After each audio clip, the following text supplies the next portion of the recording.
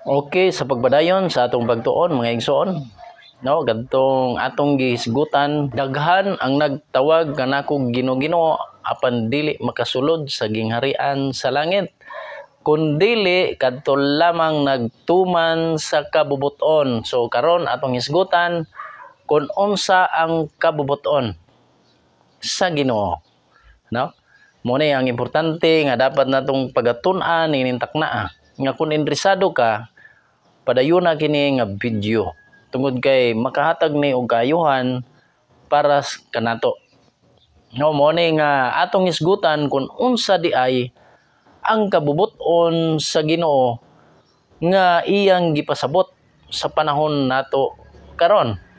O gusto kang masayod, padayon na kini. So matud pa unsa nga kabubuton, matud pa ni Salmista David. Makita sa Salmo kapitulo 40 bersikulo 8. Nagingon siya nga nagakalipay ako sa pagbuhat sa imong kabubuton.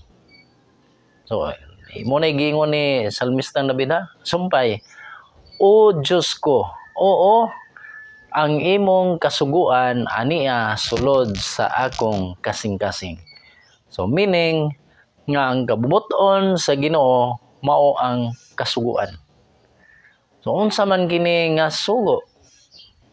So mao ni ang importante nato karon. Nga unsa man dining mga sugua. So matud pa ni David, gikalipay niya ang pagbuhat sa kabubuton sa Dios nga mao ang kasuguan. Pagkanindot mga igsoon. So dili yun na malalis no nga ang kasuguan. Pero unsa mang hitabo nga daghan man karon nga nagsulti nga nagsangyaw sad pinaagi sa pulong sa Ginoo nga matud pa giwala na unsa ka kini katinuod nga ang kasuguan kuno sa Ginoo wala na gani gibungkag na panahon ni Jesus Christ. Gipasanginlan pa si Jesus Christ sa dinhi pa siya sa kalibutan nga gani gipaklaro man diri nga ipatuman ang iyang kasuguan, ang kabubuton, no?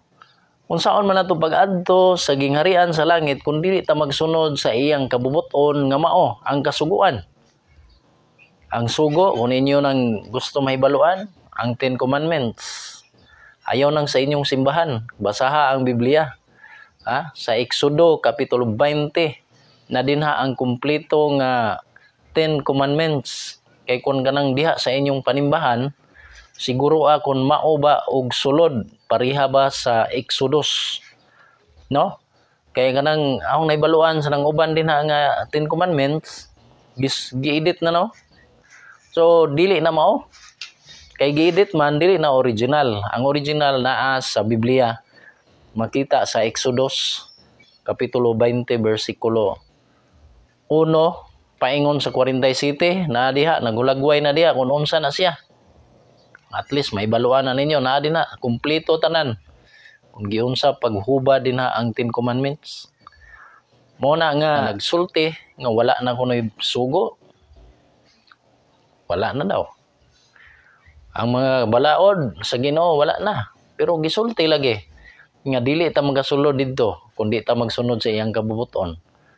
Asa may akong tuhuan sa akong opinyon, asa may akong tuhuan kanang akong nadungog nga nagsulti din ha o kining akong gibasa nga mao ang pulong sa Ginoo. So magsigurista ta mga igsoon. Dapat ang atong tuhuan kung unsa ang nakasulat sa Biblia. Di ta mutuan ang uban nga maminaw lang ta nya mutuo dayon ta. Tungod kay pariha tag tinuhan, mutuo dayon ta niya. No.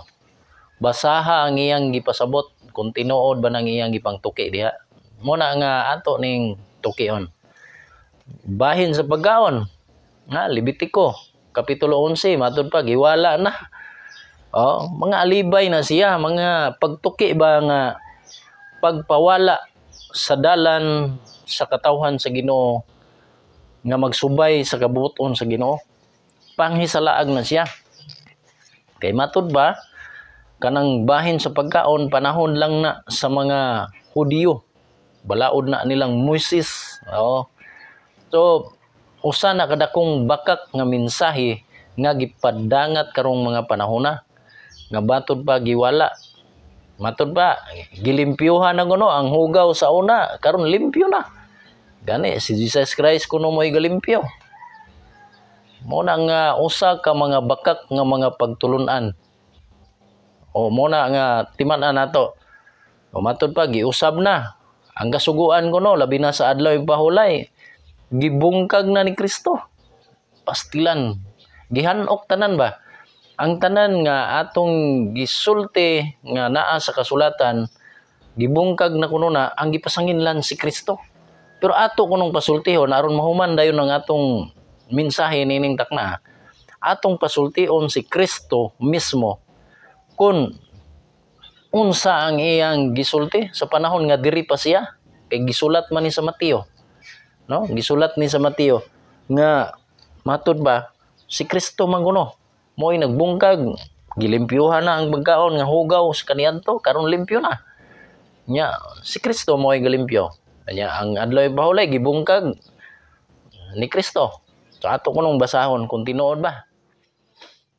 Okay, matud ba diri?